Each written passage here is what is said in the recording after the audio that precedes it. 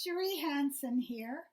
It's been a few days since I've done a video.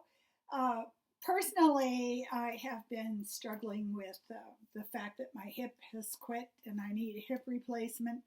So there is this amazing sense, if I can use the word amazing, of uh, rising to the challenge, which is the theme right now. And the thing that I am seeing so very clearly is how, when we judge other people by looking at them from outside, we inevitably get them wrong. You know what I'm saying? Because the tape measure we use is always our own tape measure. It isn't that it is inches to centimeters. Everybody has a different tape measure or value system or way of measuring and judging other people. And I'm really learning this as a deep lesson right now because for me, in the past, I would work a 17-hour day and I would do all this stuff. Busy, busy, busy, busy. Work addicted. Let's get my adrenal glands pumping out some stuff. And then I feel good because I proved to myself that I was of value. And where I have been put right now as the universal lesson is you cannot measure somebody else based on your measurement. Neither can you measure yourself based on your past life story. So for me, if I went out for a walk and managed to put in 3,000 to 5,000 steps, that's a victory. If I have watched my mind and not gotten to a place of anger or self-victimization or despair, then that's a huge victory. But how does that look in the world outside? It doesn't. It doesn't show. So the whole idea that we are putting value on ourselves based on the validation from the outside world leads us into the tar pit. Like a dinosaur stuck in tar. I just want everybody to tell me that I'm amazing and what I got done is my passport to paradise. And as I watch other people, I begin to see so clearly that they are operating on a different system than I am, than I was in the past, and probably will be in the future. What I'm seeing is right now is everything.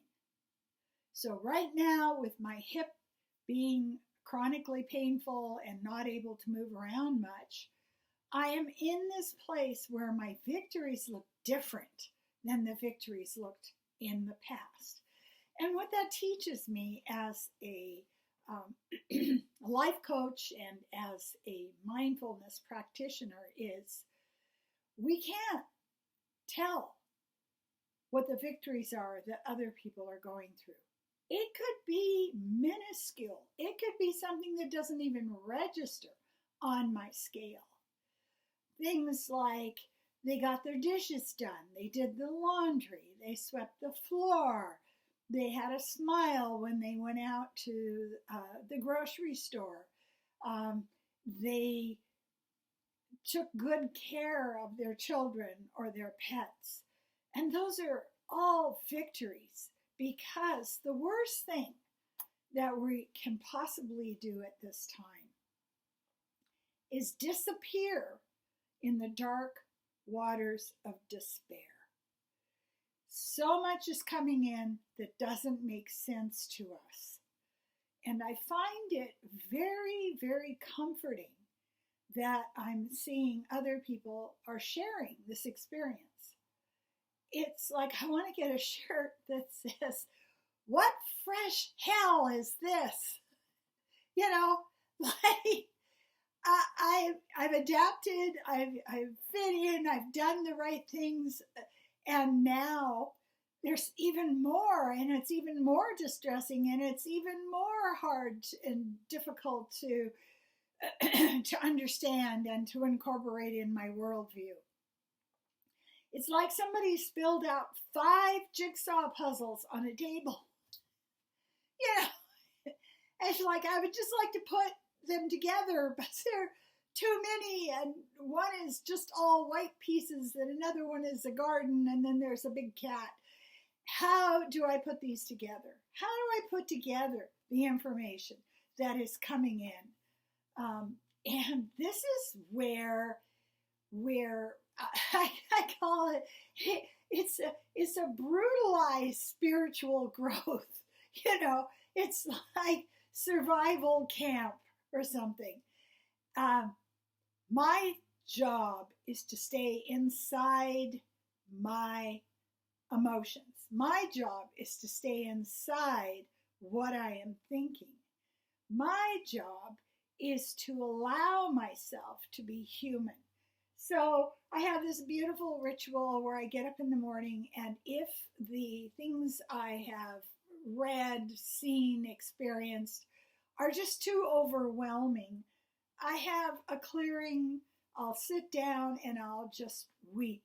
And I'm weeping on purpose. I call it weeping on purpose. It's not, oh my God, I'm such a horrible victim. This is personal. I'm being attacked. Nobody loves me. And notice how easy it is for me to put those things together. It's not that this isn't a familiar experience, because I have done that. But what I'm weeping for now is to relieve some of the pressure. When we see cruelty and cruelty and unkindness and chaos and just a tumbling down of everything we've known before, we will feel grief for all the people that are going through this. And it is a practice that the Buddhists do at times, is they will sit and they will grieve for humanity. It's not me personally that is enduring this. It is a child who is dead in the rubble in the Ukraine, or people who are starving to death in Yemen. Their children are dying, they don't have food, or what's going on in Africa or Palestine. It is for what's happening to the massive drug deaths that are happening in BC. So many people who are checking out of reality because it's just too much for them. So when we get into a place where we understand that we cannot attach to the system any longer, we cannot expect mommy and daddy to come in and put our toys away and clean our bedrooms and make our beds and tuck us in, then we get into a place where we begin to be in an adult mind moving through the world. And an adult mind moving through the world can look at cruelty, can look at sadness, and can be in a place where what I call you're a war correspondent. You're someone who observes, you're someone who sees it, you're someone who understands, but it doesn't make you weaker. It makes you stronger, because you're now in a place where you ask the question, what can I do? And it just depends on your circumstances in life. There are people who are choosing to give $20 a month to refugee support organizations. There are people in my neighborhood that are out trying to get bylaws started to protect the older trees so the environment is safer and we have a more beautiful place to live and cleaner air. There are people who are simply sitting meditation and sending out love and light.